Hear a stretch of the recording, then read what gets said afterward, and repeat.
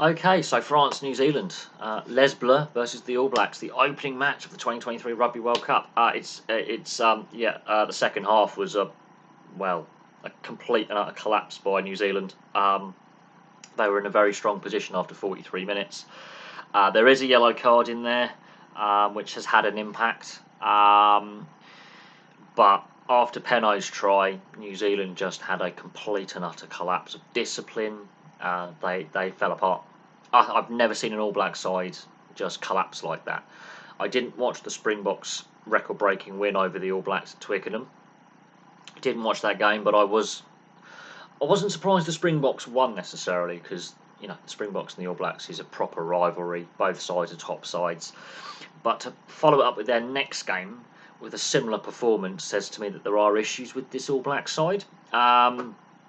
And discipline, as I said in the preview, that's come home to really bite the All Blacks here. The French, there are some concerns with the French. I don't think this is the finished article. They are missing some key players. Sean Edwards, defence coach, they're jamming in, they're rushing up, they're doing that blitz defence, but Penno's jamming in more than the other winger. So Talaya's had a fun night against Penno. He scored 2 tries to Penno's 1. He also stopped Penno scoring a try. The way New Zealand started the game, that was clearly a response from that Springbok defeat. 2 minutes in, they're 5-0 up. However, discipline lets them down. Ramos slots a couple of penalties.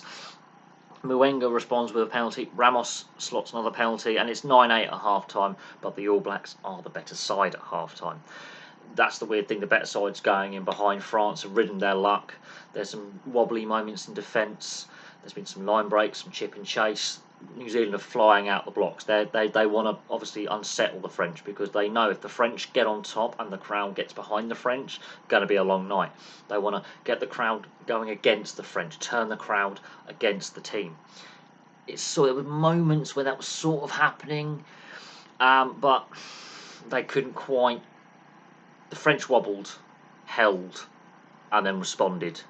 The All Blacks wobbled, didn't hold, collapsed. That's my view on this. Now, Talaya's second try was that pass forward. Again, Penno jamming in instead of the crossfield kick, which was for the first try, which was fantastic, by the way. It is that long looping Harbour Bridge miss pass that we see in rugby league a fair bit. Did it go forward? The on-field and video refs have stated it was flat.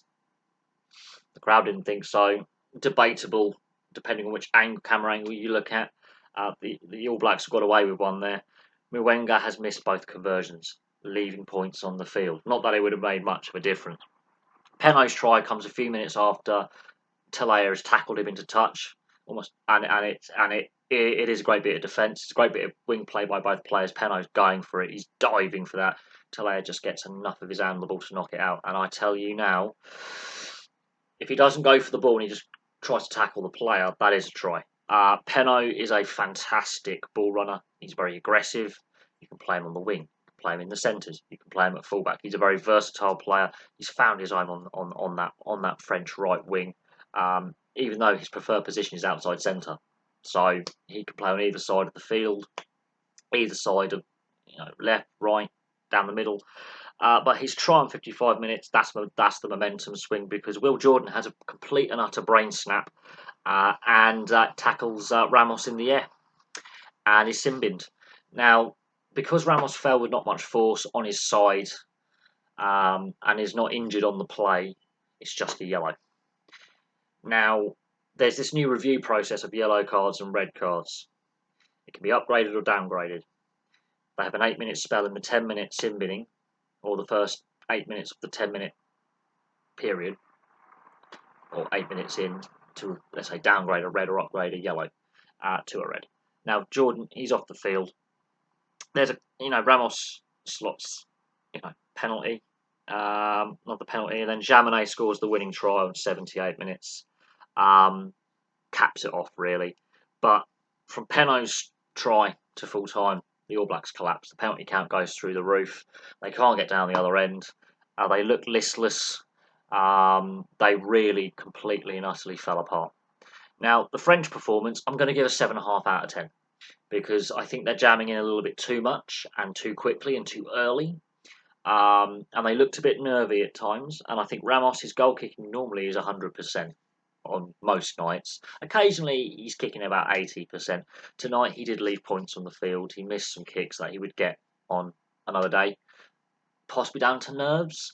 The weather conditions, I think, it's been very, very hot across Western Europe. I know here in the UK, we're in the high 20s, low 30s Celsius. Same in France, we're talking about the mid 30s Celsius. It's a little bit warmer on the continent, very humid.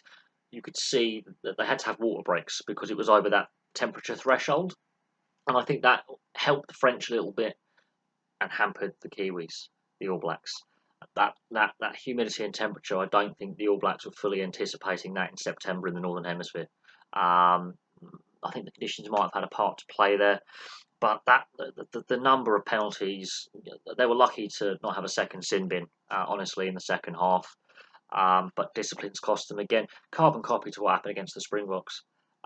Back-to-back defeats, heavy defeats by All Black standards, and they were outplayed in the second half. And at half time, they were on top, even though they go in 9-8 behind. They were the better side. They were showing more in attack, and they were really testing that French defence, really testing it.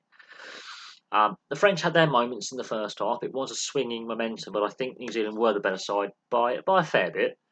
Second half, though, after Talaya's try, it starts to go wrong. Penno scores his try, and then it's just a collapse. The last, 25 minutes was an absolute disaster. The bench rotation, substitutions, the yellow card, went to inject players in. It was an absolute disaster in the second half for the All Blacks. So they look vulnerable. France, I think there's room for improvement. There are a few areas, especially with that blitz jamming in defence, where the outside backs jam in and try and put pressure on the ball on the opposition creative ball players. Does leave them exposed to the crossfield kick and the missed pass and the overlap, which has contributed to the 2 All Black tries. But you just can't. I mean, Dupont didn't have his best game. He didn't have to. He was good. I would say again about 7.5 out of 10. Not his best performance, but even when he's not playing at his best, he's having a massive impact on the game. Really controlling both scrum half and fly half positions. Really, he was basically controlling both 9 and 10. Sort of a hybrid because they're missing Entomac, who would be the dominant fly half in the French squad if he was fit. On the All Black side of things, they're in trouble. I don't think the All Blacks are going to win a 4th World Cup. I think there are some issues here, and they look vulnerable. And that momentum swing after Penno's try, the discipline just collapsed, absolutely collapsed. So, what a way to start the tournament. The only thing that should shock about this is the scoreline. I'm not surprised the French have won, considering their form over the last 2.5 years. But I am surprised with New Zealand's collapse in the second half. As I say, carbon copy of the game against the Springboks. So 2 heavy defeats in a row for the All Blacks. There is hope for everyone else. So there we go. France 29, New Zealand 13. That's game 1 of the 2023 Rugby World Cup. So there you go. Thank you very much for watching. Place your thoughts below, and I'll have some more content for you very, very soon.